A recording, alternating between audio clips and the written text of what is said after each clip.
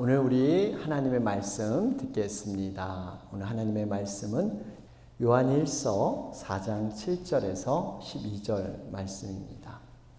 사랑하는 자들아, 우리가 서로 사랑하자. 사랑은 하나님께 속한 것이니 사랑하는 자마다 하나님으로부터 나서 하나님을 알고, 사랑하지 아니하는 자는 하나님을 알지 못하나니 이는 하나님은 사랑이십니다.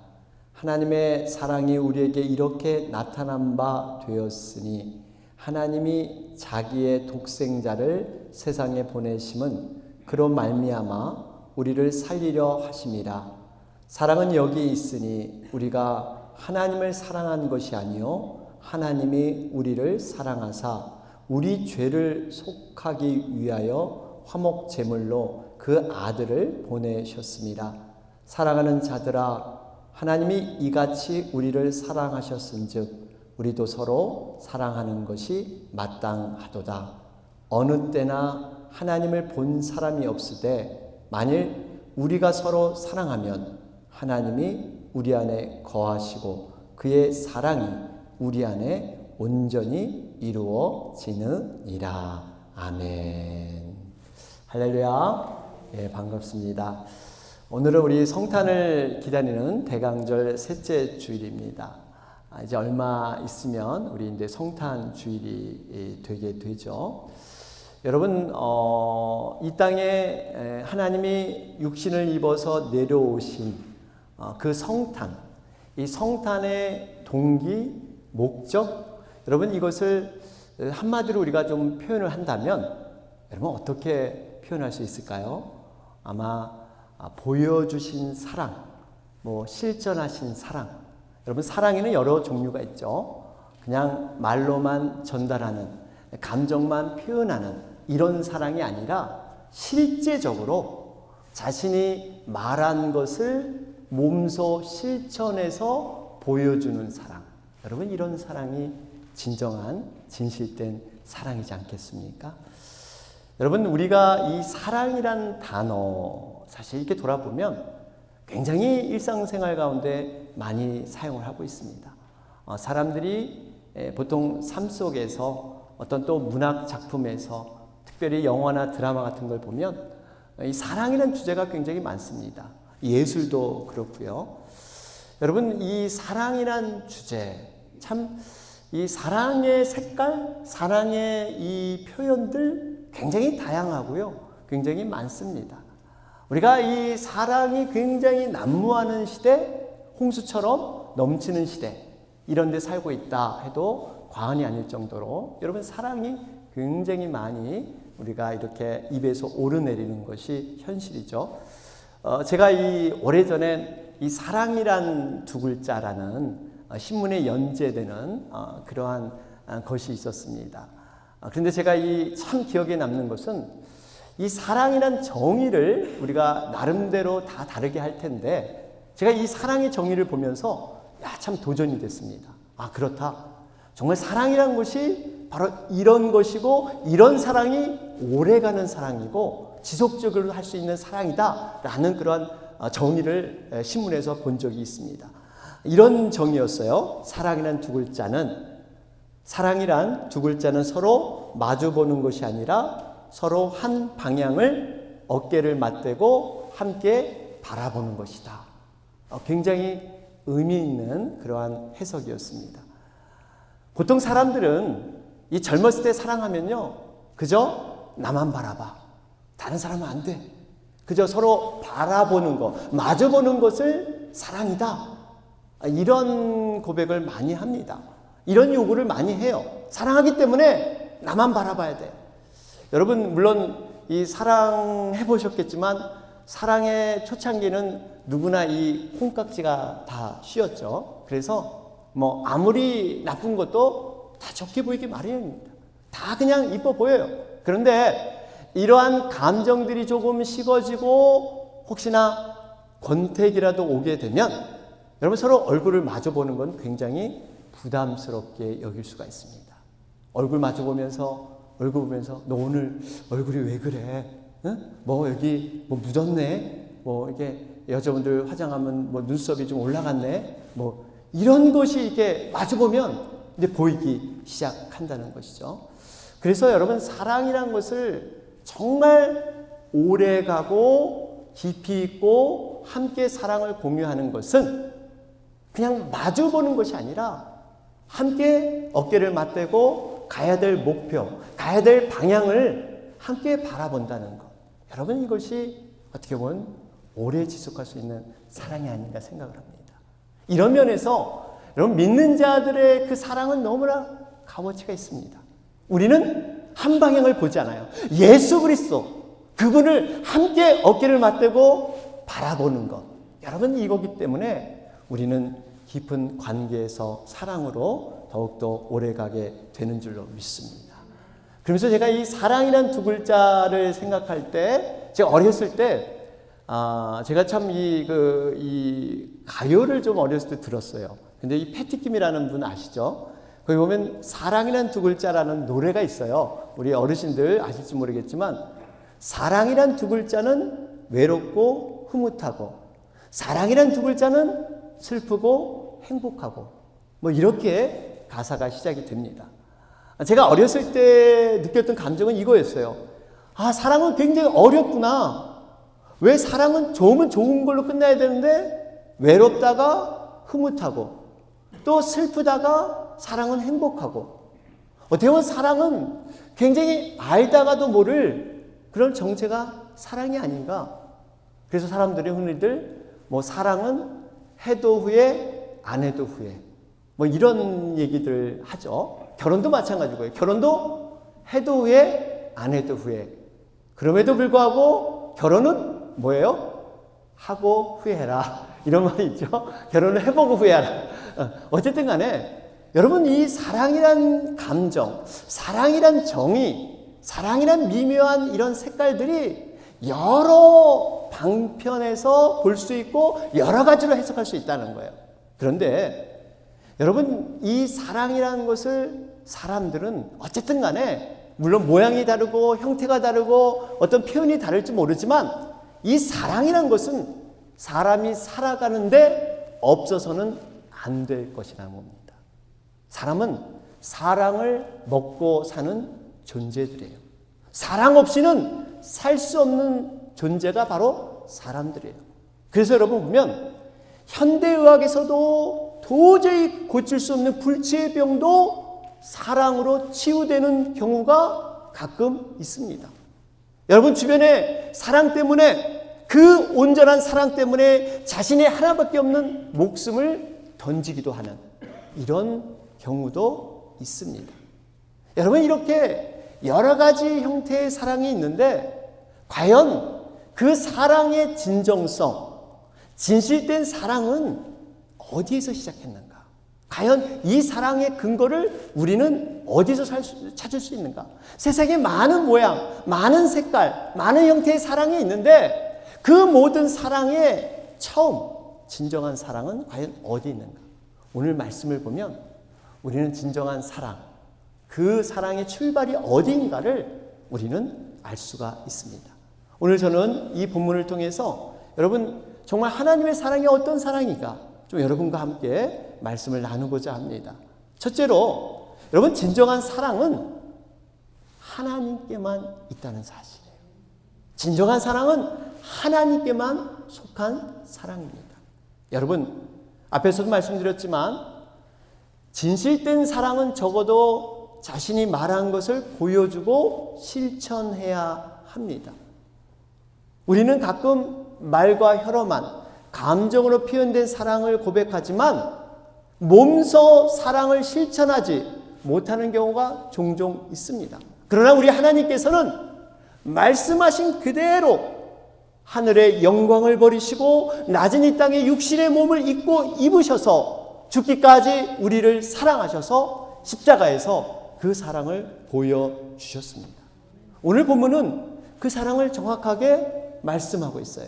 진정한 사랑이 무엇인가를 말씀하고 있습니다. 오늘 7절, 8절 말씀을 보실까요? 여기 보니까 사랑하는 자들아 우리가 서로 사랑하자. 사랑은 하나님께 속한 것이니 사랑하는 자마다 하나님으로부터 나서 하나님을 알고 사랑하지 아니하는 자는 하나님을 알지 못하나니 이는 하나님은 사랑이시니라.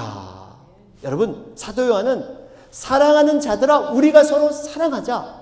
그러면서 사랑은 누구에게 속한 것인가? 그건 하나님께 속한 것이다. 분명히 고백하고 있습니다. 그러면서 사랑하는 자마다 하나님으로부터 났다 그랬어요. 그러니까 우리가 사랑을 하게 되면 그 사랑을 통해서 하나님을 볼 수 있도록 그렇게 하나님은 만드셨어요. 그래서 우리가 하나님을 알고 이웃을 사랑하지 아니하는 자는 하나님을 알지 못한다. 여러분, 우리가 하나님의 사랑을 받았다고 하면서 이웃에 관심 없고 다른 영혼을 사랑하지 않으면 이것은 하나님을 알지 못하는 것 같다. 그래서 하나님은 사랑이다. 이렇게 결론 내리고 있습니다. 여러분, 하나님께서는 그 사랑 자체가 본질이고 속성이 되세요. 쉽게 말씀드리면 하나님은 본질상 사랑 그 자체이시기 때문에 사랑을 하지 않을래야 않을 수 없는 분이에요. 그냥 사랑 덩어리예요. 사랑 그 본질입니다. 그래서 우리가 흔히들 하나님은 사랑이 많으신 분이다. 이 말은 옳은 말이 아니라 그랬죠. 하나님은 사랑이시지 사랑이 많은 분이 아니에요. 많다는 것은 조금이라도 적다는 것을 인정하는 거예요. 0.01%라도 하나님의 사랑이 아닌 부분이 있다는 얘기가 그 속에 들어있습니다.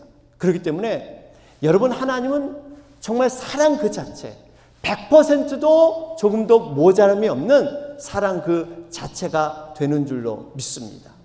여러분, 이러한 사랑을 사람들은 여러 가지 인생의 드라마틱한 그러한 것을 통해서 이 사랑을 경험하기도 합니다. 그런데 우리 사람들은 이 사랑을 하나님을 모르고 그냥 살아가는 세상 사람들은 그 사랑이 전부인지 압니다. 자신의 사랑이 가장 고귀하고 내가 갖고 있는 이 사랑이 정말 사랑의 진수다. 사랑의 진실된 진정성이 내가 갖고 있는 이 사랑이다.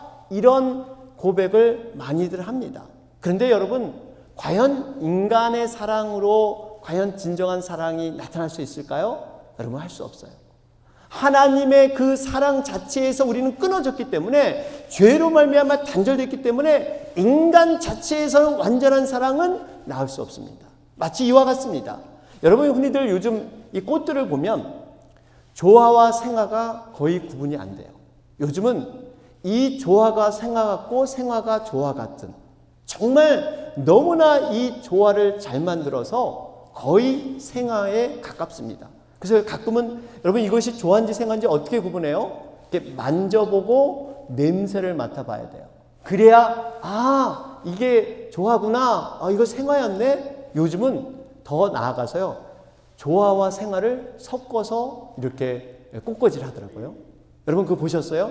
조화 생화를 섞어 놓으면 이건 정말 알 수가 없어요. 이게 어느 게 조화고 생화인지 전혀 모릅니다. 여러분, 보통 이 강대상에 우리 조화를 올리지 않고 생화를 올리죠.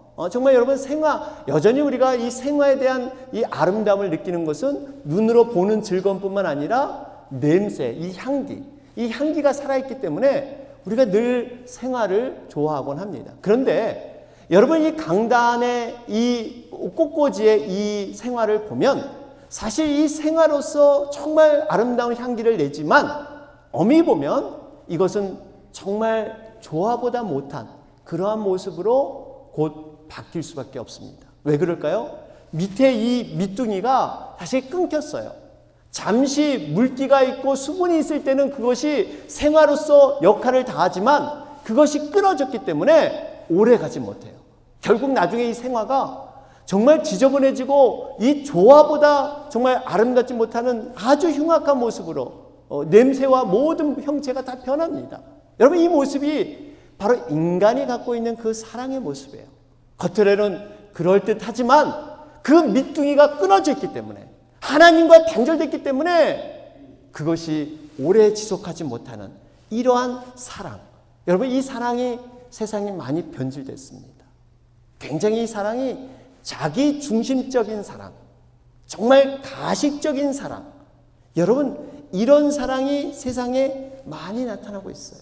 그래서 우리가 정말 이 사랑에 대한 본질을 잘 바라보면서 어떻게 이러한 사랑을 회복할 것인가, 여러분 이걸 고민해 봐야 합니다.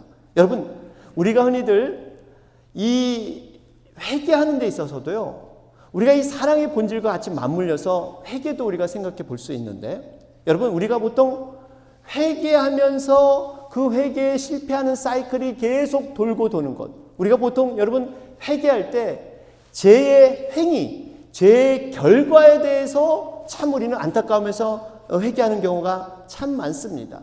여러분 보통 어떻게 회개하세요? 하나님, 내가 오늘 참 하지 말아야 될 거짓말을 했습니다. 정말 이것은 하지 말아야 되는데 하나님 용서해 주십시오. 정말 이것을 내가 이겨나가기를 바랍니다. 이런 회개를 여러분 드리지 않습니까? 어떻게 보면 이 회개는 이 열매가 썩었는데 그 썩은 열매만 가지고 회개하는 격이라는 거예요. 여러분 우리는 나무와 뿌리를 볼 줄 알아야 됩니다. 이 열매가 썩기까지, 내 죄의 행위가 결과로 나타나기까지 과연 이 모습을 정말 본질적인 면에서 살펴볼 수가 있어야 돼요.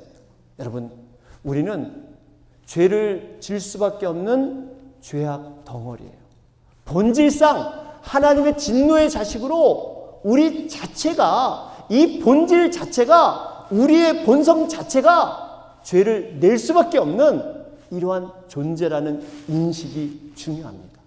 이거부터 우리가 바라보고 하나님 앞에 회개해야, 그래야 성령의 능력도 더욱 사모하게 되고 십자가의 보혈의 능력을 사모하면서 우리는 정말 제대로 십자가에서 죽을 수 있음을 믿으시기 바랍니다. 바로 이런 회개예요. 이 사랑도 마찬가지라는 거예요. 사랑도 내 것의 사랑이 완벽하다, 우리 이것을 포기해야 돼요. 내가 갖고 있는 사랑, 어떤 분은 정말 나는 사랑이 없어. 저분은 정말 사랑이 많은 것 같아. 너무 부러워. 여러분 사실 누구나 사랑은 없습니다. 누구나 사랑을 자기가 갖고 있는 게 아니에요. 그 본질의 하나님의 사랑을 공급받아서 우리는 잠시 소유하는 것 뿐이지, 내가 사랑을 갖고 있다? 아닙니다. 또 어떤 분은 내가 이렇게 사랑을 많이 베풀고 내가 국률의 영을 통해서 많은 좋은 일을 했다? 교만해질 수 없습니다. 왜요? 나에겐 사랑, 내게 있는 사랑이 아니에요. 우리 하나님으로부터 받은 그 사랑을 가지고 우리는 그 사랑을 사용해서 전달한 것 뿐이지 내 것이 아니라는 겁니다. 여러분 진정한 사랑은 하나님께 속해 있음을 고백하시기를 바랍니다. 둘째로 하나님께서는 우리에게 사랑을 확증시켰는데 그것이 바로 예수 그리스도를 이 땅에 보내셨다는 겁니다. 말로만 사랑이 아니라 실천한 사랑. 오늘 본문 9절 10절을 보실까요? 오늘 9절 10절을 보면 하나님의 사랑이 우리에게 이렇게 나타난 바 되었으니 하나님이 자기의 독생자를 세상에 보내심은 그로 말미암아 우리를 살리려 하심이라. 사랑은 여기 있으니 우리가 하나님을 사랑한 것이 아니요 하나님이 우리를 사랑하사 우리 죄를 속하기 위하여 화목제물로 그 아들을 보내셨음이라. 여러분 하나님의 사랑은 단순히 보여주는 사랑이 아니라 몸소 행하고 실천하는 사랑이에요. 여러분 사도 요한은 하나님의 사랑이 우리에게 이렇게 나타난 바 되었다, 이렇게 얘기했어요. 여러분 하나님의 사랑이 나타난 것이 바로 이 땅에 예수 그리스도가 이 땅에 오신 거예요. 그것도 그냥 오신 게 아니라 죄와 사망의 문제를 해결하고 우리를 살리기 위해서.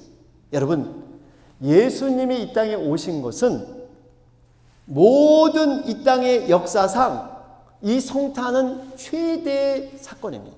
앞으로 있을 수 없는 전무후무한 역사적인 분명한 진실이 우리 주님이 오신 성탄의 사건인 줄로 믿습니다. 하나님이 육신의 옷을 입고 육신으로 오셨어요. 이것 자체가 기적인데 오신 이유가 우리의 죄와 사망의 문제, 인생의 영원한 문제를 해결하기 위해서 이 땅에 오셨다는 사실입니다.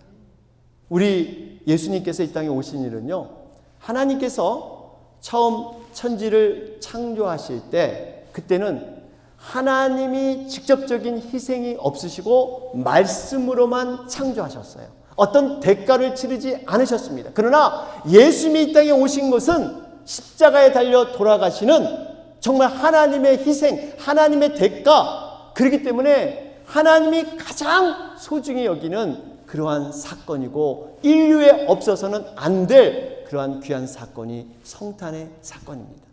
이런 사랑을 통해서 구원받은 우리들은 어떤 존재가 될까요? 과거의 기껏해서 그냥 에덴 동산의 하와와 이 아담의 모습처럼 회복되는 정도? 이게 아니라는 거죠. 예수님의 그 피값과 놀라운 십자가의 사랑이 있기 때문에 우리는 단순히 옛날로 회복되는 정도가 아니라 그것을 초월해서 정말 우리가 하나님의 후사가 되고 하나님의 자녀가 돼서 하나님의 영원한 나라를 우리가 이어가는 그러한 하나님의 백성이 되는 줄로 믿습니다. 이 차원이 틀려요. 우리가 단순히 옛날로 돌아가는 게 아닙니다. 이 예수님이 그만큼 피값을 통해서 우리는 하늘 보좌 12지파 정말 심판하는 그 하나님 곁에 함께 이 천국 잔치에 참여하게 되는 놀라운 일로 우리는 변화되는 이 축복이 우리에게 있는 줄로 믿습니다. 그렇기 때문에 이 성탄 사건이 이렇게 중요한 거예요. 사도 요한은 이 성탄 사건을 통해서 이렇게 얘기를 하죠. 우리가 하나님을 사랑한 것이 아니고 오직 하나님이 우리를 사랑하신 것이다. 여러분, 이 말씀을 믿으시길 바랍니다. 내가 하나님을 선택하는 것 같고 내가 믿음을 출발한 것 같은데 아니에요. 하나님께서 우리를 택정하시고 미리 그 사랑을 보여주셔서 우리는 그 사랑 때문에 우리는 택함받고 이 자리에 있는 줄로 믿습니다. 그 일방적인 사랑 때문에 우리는 지금 이 자리에 있는 거예요. 그래서 우리가 잘 아는 로마서 5장 8절 말씀처럼 우리가 아직 죄인 되었을 때 그리스도께서 우리를 위하여 죽으심으로 하나님께서 우리에게 대한 자기의 사랑을 확증하셨느니라. 여러분, 이 말씀이 하나님의 사랑이 예수님을 통해서 나타났다 분명히 말씀하고 있습니다. 또한 요한복음 3장 16절 우리가 잘 아는 말씀이죠. 하나님이 세상을 이처럼 사랑하사 독생자를 주셨으니 이는 저를 믿는 자마다 멸망치 않고 영생을 얻게 하려 하심이라. 여러분, 사랑은요, 우리가 기억해야 할 것은 자기의 중심성을 버리고 상대방을 목적으로 세우는 이것이 사랑의 진실 가운데 있다는 겁니다. 여러분, 흔히들 생각할 때 사랑은 어떤 감정이 움직이고 어떤 자신의 필요를 채우는 그러한 사랑, 이런 것이 세상에 많이 있는데 내가 당신을 사랑합니다. 여러분, 영어로 I love you.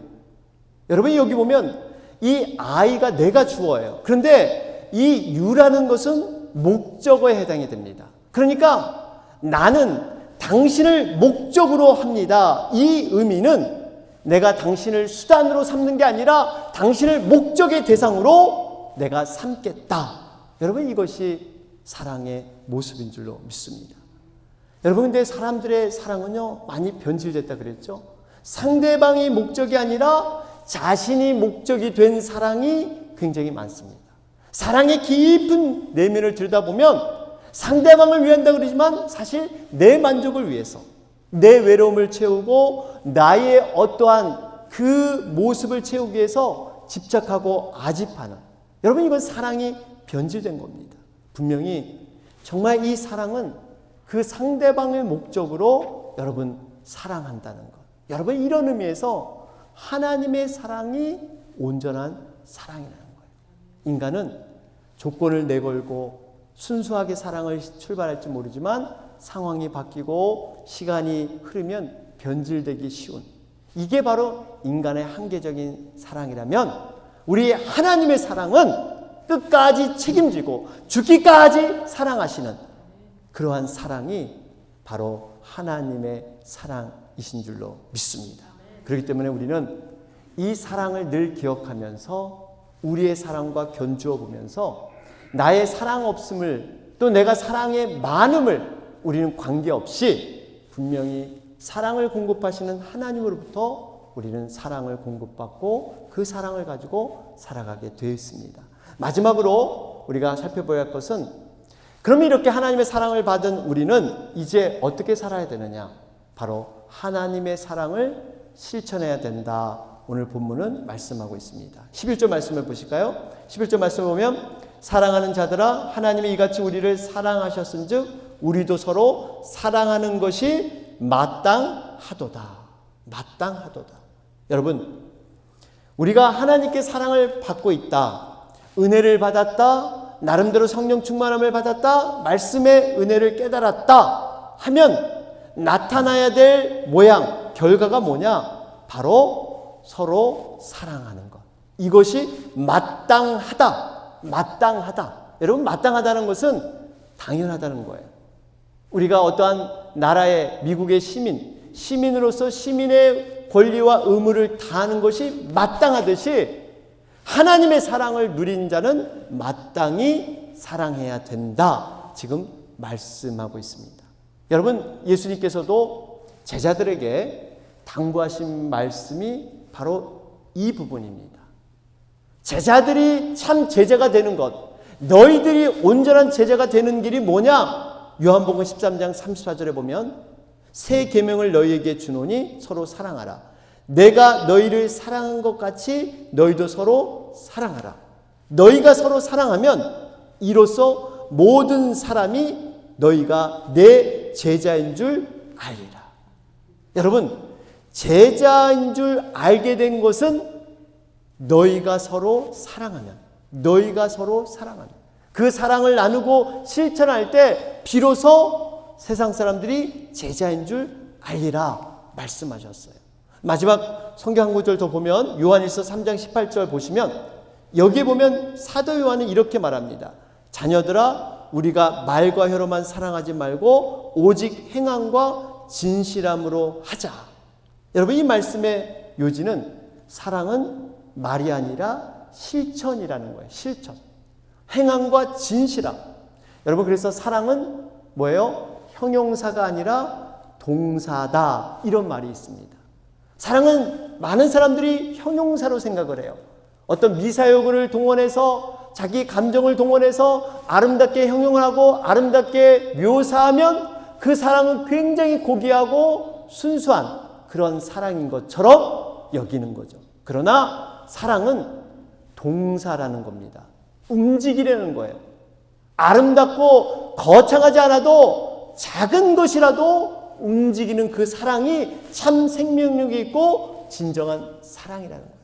그래서 예수님께서 작은 자, 소자에게 물 한 그릇 주는 것이 곧 나에게 한 것이다. 저 작은 자를 보고, 소자를 보고 불쌍히 여기고 마음이 뭉클하고 그것으로 끝나는 게 아니라, 비록 내가 가진 건 없지만, 내가 비록 준비한 건 없지만 물 한 그릇 정성스럽게 대접하는 것, 그 자체가 바로 곧 나에게 한 것이다. 예수님께 한 것이다. 말씀하고 있습니다. 사랑하는 여러분, 이제 우리가 성탄절이 얼마 남지 않았습니다. 대강절을 보내면서 좀 사랑에 대한 것을 좀 우리가 기억하면서 좀 묵상했으면 좋겠어요.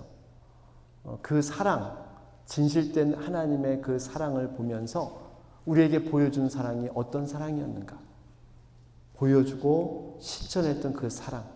정말 이 사랑을 이번 성탄절, 성육신의 사건을 통해서 그 비밀을 깨닫고 우리도 부족하지만 작은 사랑을 우리가 실천하면서 정말 그 사랑을 행하는 여러분과 제가 되길 주님의 이름으로 축원합니다. 아멘. 우리 이 시간 우리 잠시 한 2분 정도 우리 좀 기도 드리길 원합니다. 오늘 말씀을 우리 들었습니다. 요한일서 4장의 말씀을 통해서 우리 예수님의 사랑은 어떤 사랑인가? 나는 그 사랑을 얼마나 고귀하고 소중하게 여기고 있는가? 우리가 구원을 받았다는 확신이 있다는 것은 분명히 예수님의 십자가의 능력과 그 희생, 그 헌신을 분명히 아는 자들입니다. 그것을 모르고 우리는 구원받았다고 말할 수가 없습니다. 그러면 그 예수님의 희생의 그 십자가의 헌신과 희생의 사랑, 그것이 얼마나 고귀하고 정말 위대한가를 우리는 깨닫게 되죠. 우리는 그 사랑으로 구원을 받았어요.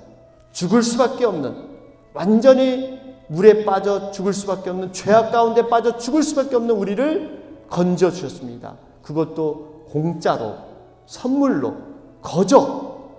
우리는 이제 죽음이 두렵지 않습니다. 영원한 하나님의 나라, 영생을 하는 그러한 자로 우리는 살게 될 것입니다. 세상에 그 무엇을 주어도, 세상에 어떤 것을 성공해도, 솔로몬과 같이 부귀영화를 누려도 헛된 인생, 이럴 수밖에 없는 인생인데 우리에게 영원한 생명을 허락하셨습니다. 자, 그러면 이 사랑을 우리는 받았으니 그 사랑을 어떻게 표현하고 어떻게 나눌 것인가 하는 것들 우리의 모습에 달려 있습니다. 다시 한번 정말 우리에게 보여주신 그 놀라운 성탄의 귀한 사건을 통해서 하나님의 놀라우신 사랑, 그 사랑을 기억하면서 그 사랑으로 우리가 다시 한번 서는 우리가 됐으면 좋겠습니다. 주의 은혜라, 주의